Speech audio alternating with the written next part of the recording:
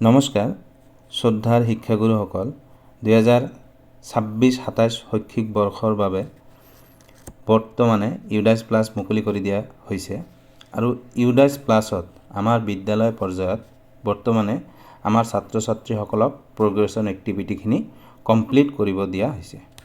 অৰ্থাৎ আমাৰ ছাত্ৰ ছাত্ৰীসকলে বছৰিকা পৰীক্ষা দি ইতিমধ্যে পৰৱৰ্তী শ্ৰেণীলৈ প্ৰমোশ্যন পাইছে বা পৰৱৰ্তী শ্ৰেণীৰ কাৰণে তেওঁলোক বেলেগ স্কুললৈ গৈছে।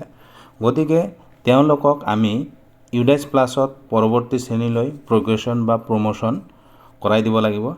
আজিৰ ভিডিঅ'টিত মই আপোনালোকক দেখুৱাবলৈ চেষ্টা কৰিম কিদৰে ইউডাইছ প্লাছ 2026-27ত আমাৰ ছাত্ৰ ছাত্ৰীসকলক প্ৰগ্ৰেছন কৰাব লাগিব। আমি প্ৰথমতে ইউডাইছ প্লাছ যিকোনো এটা ব্ৰাউজাৰত ইউডাইছ প্লাছ সাৰ্চ কৰিম। সাৰ্চ কৰাৰ পিছত ইয়াতে চাইছে আপোনালোকে ইউডাইছ প্লাছতে ক্লিক কৰিম। ক্লিক কৰাৰ পিছত নেক্সট পেজটো খোল খাব। এটা চাওক একেবাৰে ওপৰত আহিব লগ ইন ফৰ অল মডিউলছ, ইয়াতে ক্লিক কৰিলোঁ। ক্লিক কৰাৰ লগে লগে সিলেক্ট ষ্টেট বুলি আহিছে।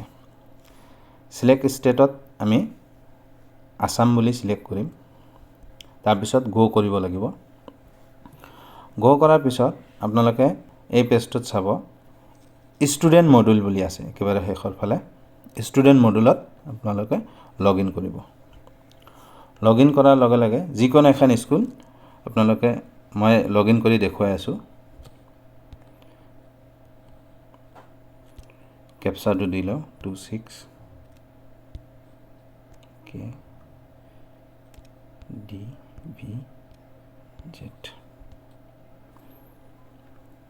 এনেকুৱাকৈ লগ ইন কৰি দিলোঁ।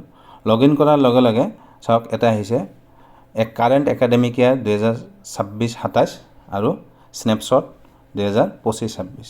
আপোনালোকে 2026-27ত ক্লিক কৰিব। ক্লিক কৰাৰ পিছত দুটা পপ আপ আহিব। পপ আপটো আপোনালোকে ক্ল'জ কৰি দিব। এতিয়া চাওক ইয়াতে 2026-27ত ষ্টুডেণ্টখিনি কিন্তু 0-0 দেখুৱাই আছে। তাৰ কাৰণে আমি প্ৰথমত যাব লাগিব। ইয়াতে ষ্টুডেণ্ট লেফ্ট ছাইডত চাব ষ্টুডেণ্ট মুভমেণ্ট এণ্ড প্ৰগ্ৰেছন। ইয়াতে ক্লিক কৰাৰ লগে লগে প্ৰগ্ৰেছন এক্টিভিটি বুলি খুলি আহিছে। এইটোত ক্লিক কৰিব। এইটোত ক্লিক কৰাৰ পিছত ইয়াতে চাব প্ৰগ্ৰেছন মডিউল বুলি আছে আৰু গো আছে। ইয়াতে ক্লিক কৰিব। ক্লিক কৰাৰ লগে লগে চাওক ইয়াতে চিলেক্ট ক্লাছ আৰু চিলেক্ট ছেকশ্যন বুলি আহিছে। চিলেক্ট ক্লাছত চিলেক্ট কৰিব। ড্ৰপডাউনত ক্লাছকেইটা ওলাই আহিব। যেনেকুৱা এইখন স্কুল আছিল LP স্কুল ক্লাছ 5 লৈকে আছে। তো আপোনালোকে হায়েষ্ট ক্লাছৰ পৰা ষ্টাৰ্ট কৰিব। মই ক্লাছ 5টো চিলেক্ট কৰিছোঁ। ছেকশ্যনটো চিলেক্ট কৰিব ছেকশ্যনে। তাৰপিছত গো কৰিব লাগিব। গো কৰাৰ লগে লগে ক্লাছ 5ৰ যিমানখিনি ষ্টুডেণ্ট আছিল ইয়াতে শ্ব' কৰিব। চাওক আব্দুল কাদেৰ জেলানী বুলি আছে এই ষ্টুডেণ্টজন। ইয়াতে আছে ইলিজিবল প্ৰমোশ্যন ক্লাছ আছে, ষ্টেটাছ আছে পেণ্ডিং হৈ আছে, প্ৰগ্ৰেছন অন NA বুলি আছে, একশ্যনত আছে আপডেট কাৰেকশ্যন। ইয়াৰ কাৰণে আপোনালোকে মই ডেমৰ কাৰণে দেখুৱাইছোঁ জাষ্ট প্ৰগ্ৰেছন ষ্টেটাছত ড্ৰপডাউনত ক্লিক কৰিব। ইয়াতে চাওক ওলাই আহিছে প্ৰমোটেড বাই এক্সামিনেশ্যন, নট প্ৰমোটেড অব্লিক ৰিপিটাৰ্ছ আৰু এটা আছে প্ৰমোটেড উইদাউট এক্সামিনেশ্যন। তো এই ষ্টুডেণ্টখিনি যিহেতু পাছ হৈ গৈছে সেইকাৰণে প্ৰথম অপশ্যনটোৱে ক্লিক কৰিব লাগিব। মই ক্লিক কৰিছোঁ। তাৰপিছত চাওক ইয়াতে মাৰ্কছ ইন পাৰ্চেণ্টেজ। তো এই ল'ৰাজনে বা এই ছাত্ৰজনে যিমানখিনি নম্বৰ পাইছে, যিমান পাৰ্চেণ্টেজ পাইছে সেইখিনি আপোনালোকে ভৰাই দিব। ধৰি লৈছোঁ মই এইটো 65% দিছোঁ। তাৰপিছত number of days school attendant.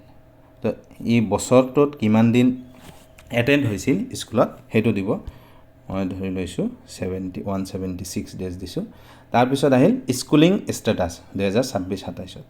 এইটো যিহেতু হায়েষ্ট ক্লাছ আছিল এইটো বেলেগ স্কুললৈ যাব, সেইকাৰণে এই ক্লাছটোত এটাই অপশ্যন শ্ব' কৰিব left school with TC oblique without TC। ইয়াতে আপোনালোকে ক্লিক কৰি দিব। ক্লিক কৰাৰ পিছত চাওক ইয়াতে ইলিজিবল ক্লাছটো নিজে আহি পাইছে ক্লাছ 6। যিহেতু এইজন ষ্টুডেণ্ট 5ৰ আছিল কাৰণে এইটো আহি পাইছে। তাৰপিছত ষ্টেটাছটো পেণ্ডিং হৈ আছে। ইয়াতে আপোনালোকে লাষ্ট অপশ্যনটোত আহিব একশ্যনত আহি আপডেটত ক্লিক কৰিব। আপডেটত ক্লিক কৰাৰ লগে লগে আপডেট হৈ গ'ল এতিয়া চাওক এই ষ্টুডেণ্টজনৰ ষ্টেটাছটো ডান হৈছে আৰু প্ৰগ্ৰেশ্যন অন ডেট টাইম আহিছে আপডেট আহিছে যদি কিবা কাৰেকশ্যন কৰিব লাগে পিছত আকৌ এই কাৰেকশ্যন বটনটোত ক্লিক কৰি আপোনালোকে কাৰেকশ্যন কৰিব পাৰিব এনেকুৱাকৈ এই ক্লাছটোৰ প্ৰতিজন ষ্টুডেণ্টকে আপোনালোকে প্ৰতিজন ছাত্ৰ ছাত্ৰীকে গোটেই প্ৰগ্ৰেশ্যনখিনি কৰিব লাগিব অপশ্যনখিনি ফিল আপ কৰিব লাগিব ফিল আপ কৰাৰ পিছত লাষ্টত গৈ আপোনালোকে একেবাৰে শেষত পেজটো একেবাৰে তলত গৈ আপোনালোকে পাব ফাইনেলাইজত আপোনালোকে ক্লিক কৰিব ক্লিক কৰাৰ লগে লগে এনেকুৱাকৈ কেইজন ষ্টুডেণ্ট আপোনালোকে প্ৰমোটেড কৰিলে বা নট প্ৰমোটেড বা ৰিপিটাৰ্ছ কৰিলে এই অপশ্যনখিনি ওলাই আহিব আপোনালোকে সেই হিচাপত বস্তুখিনি চাই মেলি ফাইনেলাইজটো কনফাৰ্ম কৰি দিব কনফাৰ্ম কৰি দিয়াৰ লগে লগে এই ক্লাছৰ কামখিনি শেষ হৈ যাব ইয়াৰ পিছত মই আৰু এটা ক্লাছ দেখুৱাই আছোঁ ক্লাছ 4টো ধৰক এইটো ক্লাছ 4টো ক্লিক কৰিলোঁ ছেকশ্যন এ এইটোত অলপ অপশ্যনবিলাক বেলেগ হ'ব এই চাওক 4ৰ ষ্টুডেণ্টখিনি গোটেইখিনি শ্ব' কৰিছে এইটো আব্দুল্লা শেখ বুলি আছে প্ৰথম ষ্টুডেণ্টটো ইয়াৰ প্ৰগ্ৰেশ্যন ষ্টেটাছত ক্লিক কৰিলোঁ প্ৰমোটেড বাই এক্সামিনেশ্যন নট প্ৰমোটেড ৰিপিটাৰ্ছ ধৰি লৈছোঁ মই প্ৰমোটেড বুলি দিছোঁ পাৰ্চেণ্টেজ এটা দিব যিখিনি পাৰ্চেণ্টেজ পাইছে 65 দিলোঁ স্কুলিং এটেণ্ডেণ্টটো দিব school number of days school attended কিমান দিন এটেণ্ড হৈছিল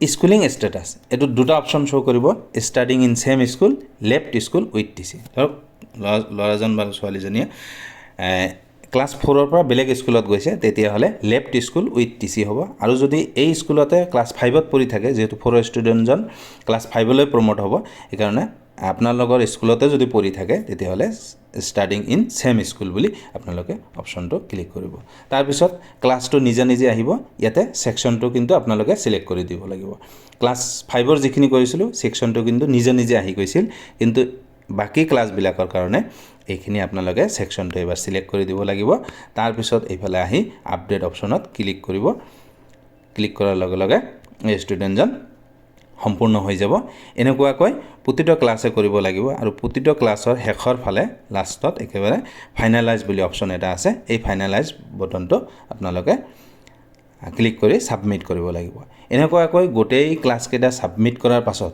আপোনালোকে আকৌ ইয়াতে প্ৰগ্ৰেশ্যন ষ্টুডেণ্ট মুভমেণ্ট এণ্ড প্ৰগ্ৰেশ্যনত ক্লিক কৰিব ক্লিক কৰাৰ পিছত প্ৰগ্ৰেশ্যন এক্টিভিটিত ক্লিক কৰিব ইয়াতে আছে চাওক যিহেতু আমাৰ গোটেই প্ৰচেছখিনি কমপ্লিট হ'ল গোটেইকেইটা ক্লাছ ফাইনেলাইজ কৰা কমপ্লিট হৈ গ'ল তাৰপিছত আপোনালোকে আহিব ফাইনেলাইজ প্ৰগ্ৰেশ্যন ইয়াতে চাওক প্ৰগ্ৰেশ্যন ইউজাৰ মেনুৱেল আছে ভিউ চামাৰি আছে প্ৰগ্ৰেশ্যন চামাৰি ছেকশ্যন ৱাইজ আৰু আছে ফাইনেলাইজ প্ৰগ্ৰেশ্যন এই ফাইনেলাইজ প্ৰগ্ৰেশ্যনটো আপোনালোকে ক্লিক কৰিব লাগিব ক্লিক কৰাৰ পিছত এটা বক্স আছে এই বক্সটোত ক্লিক কৰি ছাবমিট বটনটো ক্লিক কৰি দিয়াৰ লগে লগে গোটেই কামখিনি আপোনালোকৰ প্ৰগ্ৰেশ্যন এক্টিভিটি যিমানখিনি কাম আছিল গোটেইখিনি কমপ্লিট হৈ যাব আৰু তাৰপিছত আপোনালোকে ষ্টুডেণ্টখিনি ডেছবৰ্ডত শ্ব' কৰিব আৰু শ্ব' কৰাৰ পিছত আপোনালোকে সেইখিনি আপডেট কৰিব পাৰিব GPEP FP এইখিনি যিখিনি থাকে সেইখিনি নেক্সট পৰৱৰ্তী পৰ্যায়ত আপোনালোকে কৰিব পাৰিব আৰু এই ফাইনেলাইজখিনি কৰাৰ পিছতহে আপোনালোকে